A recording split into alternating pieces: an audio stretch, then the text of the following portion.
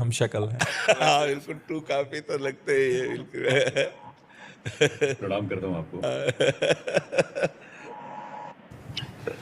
मैं एक बात बताना चाहता हूँ कि अभी कोविड हुआ था पीछे 2019, 20, 21 में। जी तो उस वक्त क्या था कि काफ़ी लोग जो है परेशान थे जी और जो लोग जैसे मरीज़ है मतलब लास्ट स्टेज पर है, आखिरी एडवांस स्टेज पर है, जी तो उन्हें लगता था कि अभी हमारी डेड बॉडी घर पे जाने वाली है। जी जी तो उस वक्त मैंने क्या किया कि उन लोगों को एक डर था, तो मैंने उस डर को बाहर निकाला और जी। मैंने कहा कि भाई साहब, मैं मतलब मैंने नाम नहीं लिया मेरा अमिताभ बच्चन हाँ करके, हाँ मैं शशिकांत पिडवाल हूँ, लेकिन हाँ उनको लगा कि मेरी शक्ल सूरत देख के अमिताभ बच्चन जी है। हाँ, बिल्कुल लगता है सूरत देख के। तो मैंने कहा कि देखिए एक वक्त ऐसा था कि मैं बीमार था और पूरी दुनिया जो है मेरे लिए दुआ मांगती थी, और आज आप बीमार हैं और मेरा कर्तव्य है कि आज आपके लिए दुआ मांगने वाला हूँ। जी तो आप बिल्कुल चिंता मत कीजिएगा, डॉक्टर साहब जो दवाई देते हैं आप दवाई लीजिएगा और भगवान का नाम लीजिएगा, आप बिल्कुल स्वस्थ हो जाएंगे। मैं भी शाम को जब भगवान के पास बैठूंगा तो मैं आपके लिए प्रार्थना करूंगा, आप बिल्कुल चिंता मत कीजिएगा। तो गुरुदेव,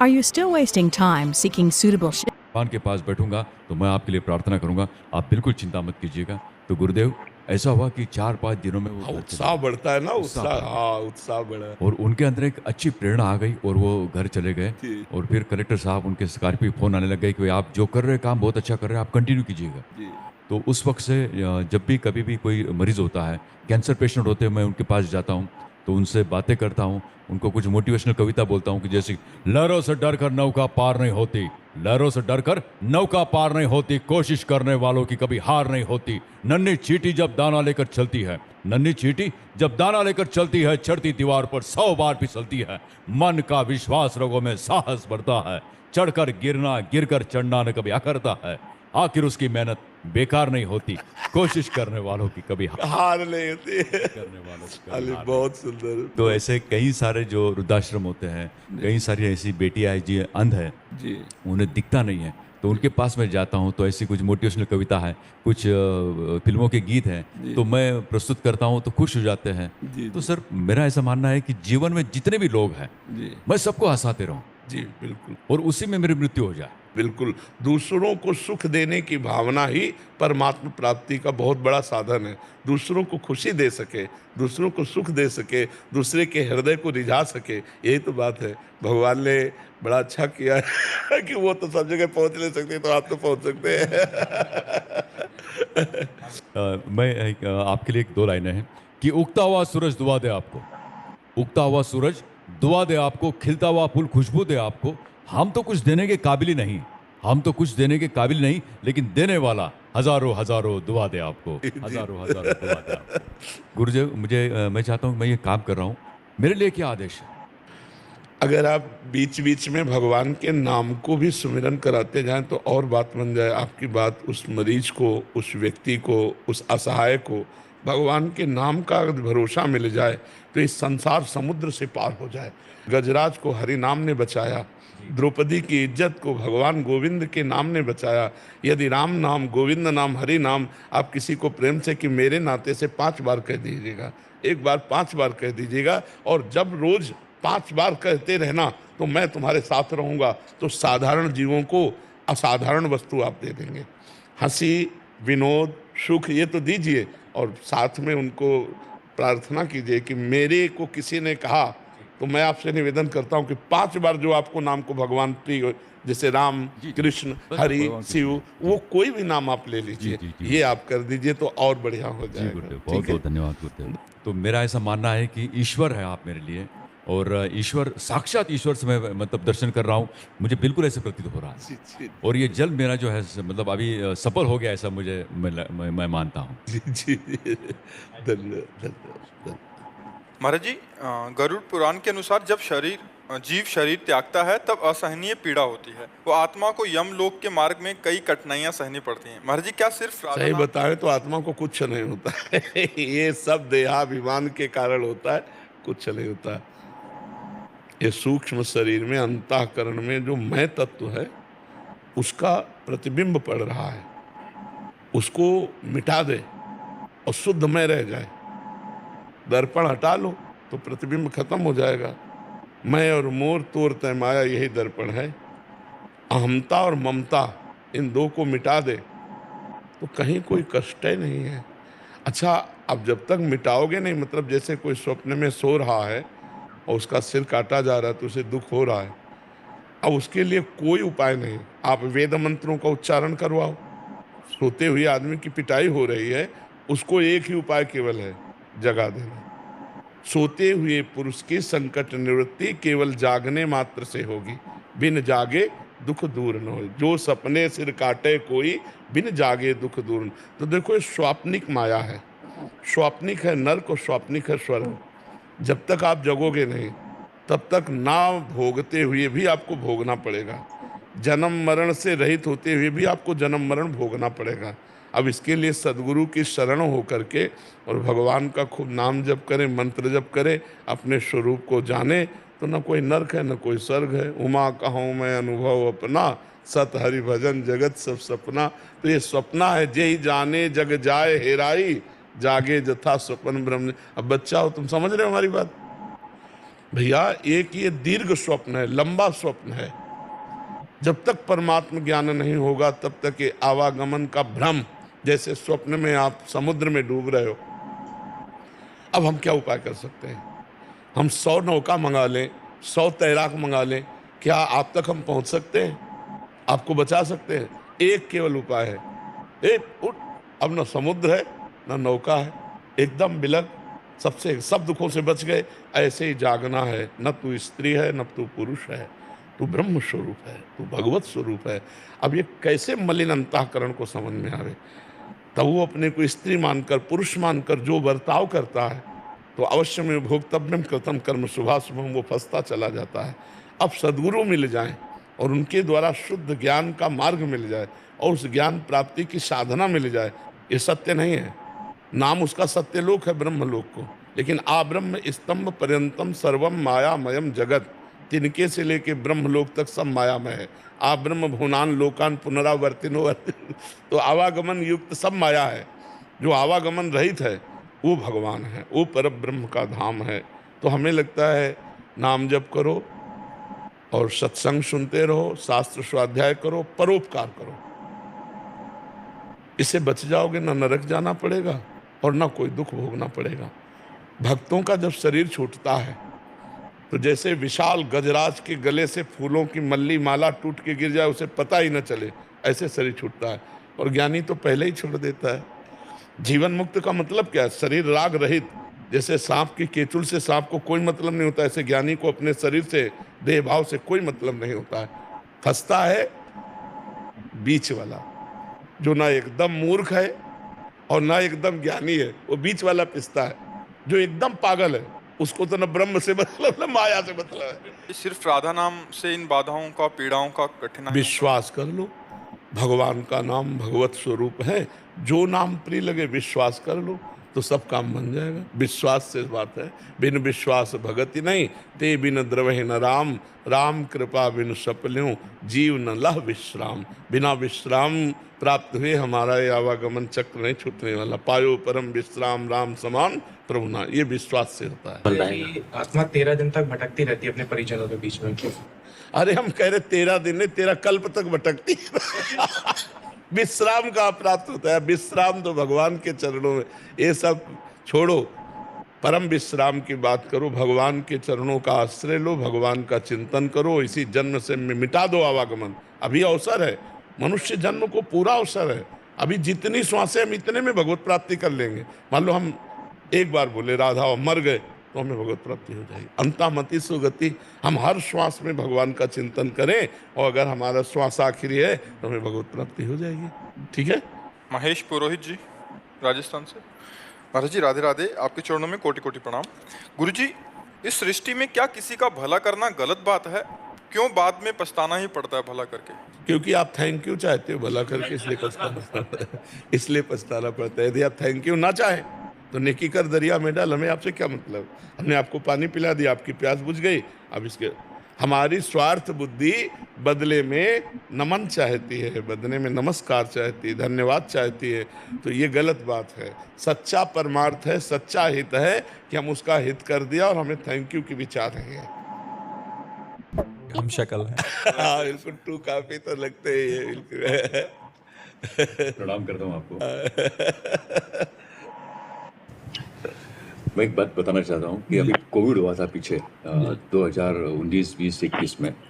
तो उस वक्त क्या था कि काफ़ी लोग जो है परेशान थे, और जो लोग जैसे मरीज है, मतलब लास्ट स्टेज पर है, आखिरी एडवांस स्टेज पर है, तो उन्हें लगता था कि अभी हमारी डेड बॉडी घर पे जाने वाली है। तो उस वक्त मैंने क्या किया कि उन लोगों को एक डर था, तो मैंने उस डर को बाहर निकाला और मैंने कहा कि भाई साहब, मैंने नाम नहीं लिया मेरा अमिताभ बच्चन करके, मैं शशिकांत पिडवाल हूँ, लेकिन उनको लगा कि मेरी शक्ल सूरत देख के अमिताभ बच्चन जी है। हाँ बिल्कुल लगता है सूरत देख के। तो मैंने कहा कि देखिए, एक वक्त ऐसा था कि मैं बीमार था और पूरी दुनिया जो है मेरे लिए दुआ मांगती थी, और आज आप बीमार हैं और मेरा कर्तव्य है कि मैं आज आपके लिए दुआ मांगने वाला हूँ। तो आप बिल्कुल चिंता मत कीजिएगा, डॉक्टर साहब जो दवाई देते हैं आप दवाई लीजिएगा और भगवान का नाम लीजिएगा, आप बिल्कुल स्वस्थ हो जाएंगे।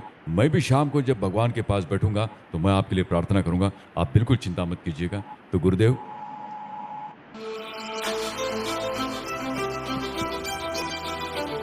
Are you still wasting time seeking suitable भगवान के पास बैठूंगा तो मैं आपके लिए प्रार्थना करूंगा, आप बिल्कुल चिंता मत कीजिएगा। तो गुरुदेव, ऐसा हुआ कि 4-5 दिनों में वो घर चले उत्साह बढ़ता है ना, उत्साह, उत्साह। हाँ उत्साह बढ़ा। और उनके अंदर एक अच्छी प्रेरणा आ गई और वो घर चले गए। जी। और फिर कलेक्टर साहब, उनके स्कॉर्पियो फोन आने लग गए कि आप जो कर रहे हैं काम बहुत अच्छा कर रहे हैं, आप कंटिन्यू कीजिएगा। जी तो उस वक्त से जब भी कभी भी कोई मरीज होता है, कैंसर पेशेंट होते हैं, मैं उनके पास जाता हूँ तो उनसे बातें करता हूँ, उनको कुछ मोटिवेशनल कविता बोलता हूँ कि जैसे लहरों से डर कर नौका पार नहीं होती, लहरों से डर कर नौका पार नहीं होती, कोशिश करने वालों की कभी हार नहीं होती, नन्ही चींटी जब दाना लेकर चलती है, नन्ही चींटी जब दाना लेकर चलती है, चढ़ती दीवार पर 100 बार फिसलती है, मन का विश्वास रगों में साहस बढ़ता है, चढ़कर गिरना गिरकर चढ़ना न कभी अखरता है, आखिर उसकी मेहनत बेकार नहीं होती, कोशिश करने वालों की कभी हार नहीं होती है। करने वालों की कभी अरे हार नहीं। बहुत सुंदर। तो ऐसे कई सारे जो वृद्धाश्रम होते हैं, कई सारी ऐसी बेटियां हैं जो अंध है,